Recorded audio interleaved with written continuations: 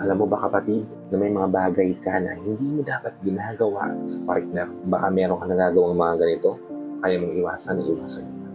Ito yung mga bagay niya. Kung interesado ako malaman kung ano-ano itong mga to, para kapatid, pag-usapan natin yan. Skip and watch it.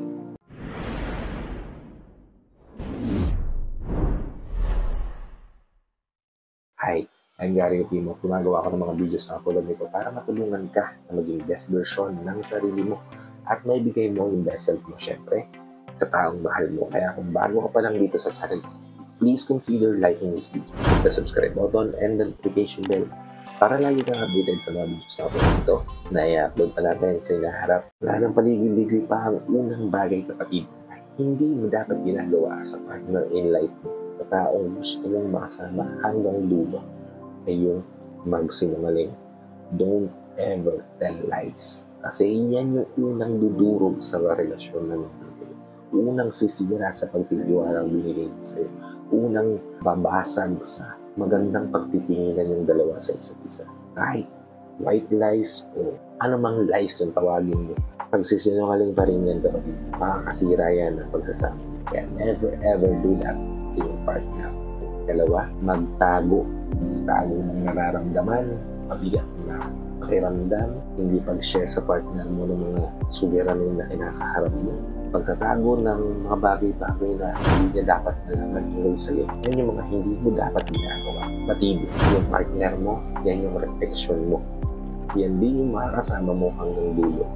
At yan yung binigay sa'yo para tanggapin ka ng buo. Kaya hindi mo kailangan itago yung sarili mo.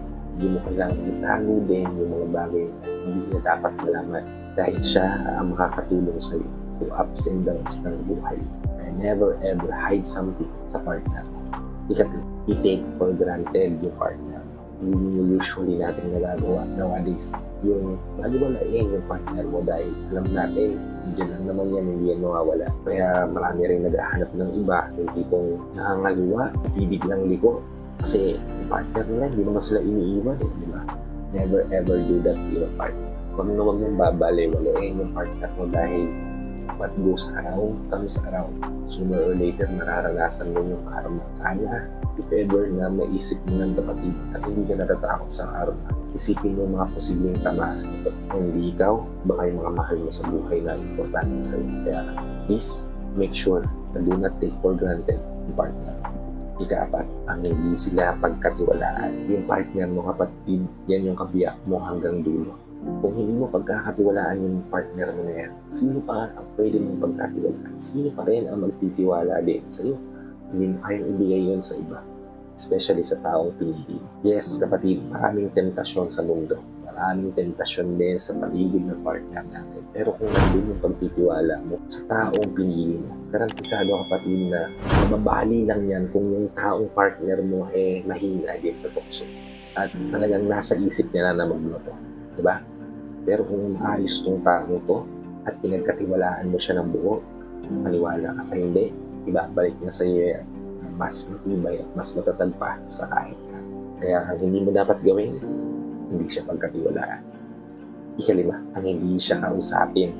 Isa sa mga pinaka-importanting pundasyon ng isang relasyon ay yung maayos na pag-uusap. Sabi ko nga kanina, kailangan mo ilahad, i-share sa partner mo kung ano yung mga hidden truths about you.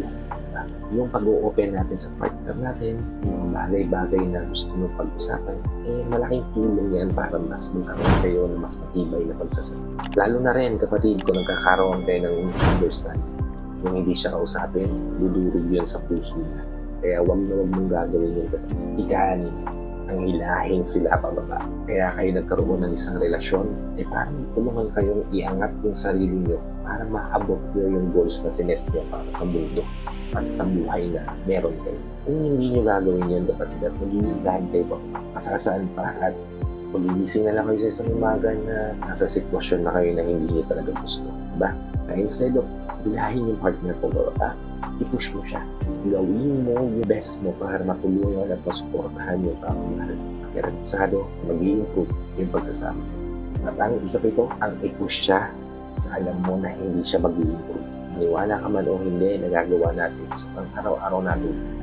Yung pinapabayaan yung partner natin na gawin yung mga bagay na alam mo na hindi naman makakatulong sa kanya sa iyo. Kasi minsan kapatid, kaya nasisira din yung pagsasama dahil namimihasa yung taong pinili natin. Dahil tayo ay palagi bigay lang ng bigay, di ba?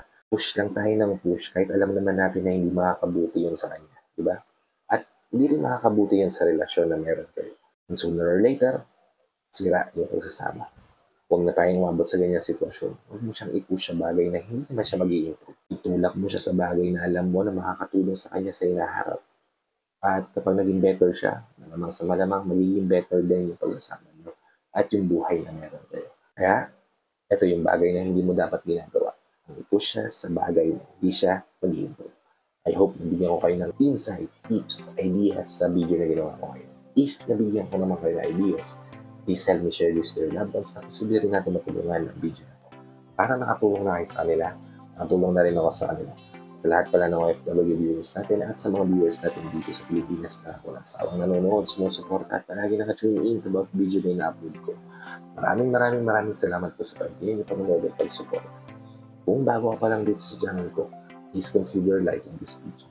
Hit the subscribe button and the notification bell para lagi kang updated sa mga videos na ito na i-upload pa natin sa inaharap. So, hanggang dito na lang mga kapatid. Maraming salamat ulit sa panonood. I hope to see you all on my next vlog. Tingnan ko dyan palagi kapatid. God bless you and always protect you. Peace. Whenever your heart is broken, don't ever